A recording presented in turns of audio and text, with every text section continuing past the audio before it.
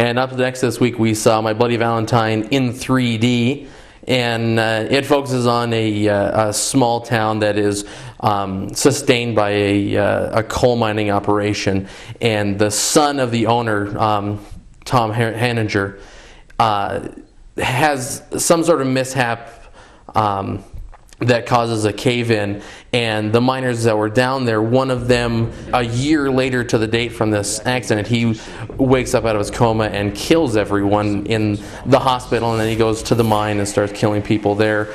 And 10 years later, the son of the owner comes back to the town, is going to sell the mine because of all the things that it reminds him of, and this killer supposedly comes back and starts killing people all over again. And a lot of the explanation that I just gave is a lot more than I think this movie deserves. Yeah, I was going to say, that was a long synopsis for a movie that really boils down to there's this guy with a pickaxe and a mining helmet, and he goes around and kills people. And that's really all you need to know. And it's in 3D. And that, I really wish 3D had stayed dead. I mean, it was big, for a brief period in the 60s when you had to wear the red and the blue glass. I remember seeing a few movies like that as a kid, not in the 60s, but I mean, it was a clever little gimmick. As a kid, I thought it was neat. The thing is that this movie doesn't have anything new to say. I mean, it's just purely a slasher movie.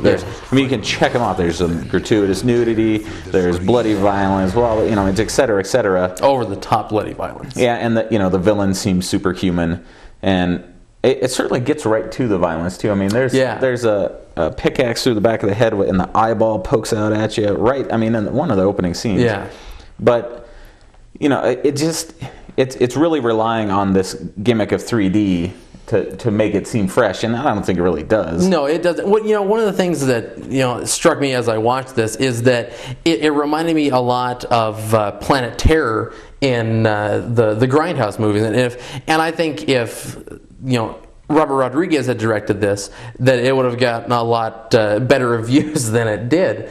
But I mean, it's really long in that same type of vein, that B-movie slasher film and it reminded me more of a movie from the 80s rather than it did currently, because there's not a lot of psychology behind it. It's a lot more of just the over the top, blood gushes out at people and things like that. No, there's some psychology, including this ludicrous twist at the end. But yeah, I mean, it's very much an 80s style slasher movie where, I mean, even the protagonist even wears like an iconic mask, and I don't know, maybe they're hoping to sell some masks at Halloween time. But again, I mean, it's just, if you're really into this sort of thing, graphic violence, which for its own sake, I think is pretty pointless. But it has all that, and then it's in 3D, so nifty.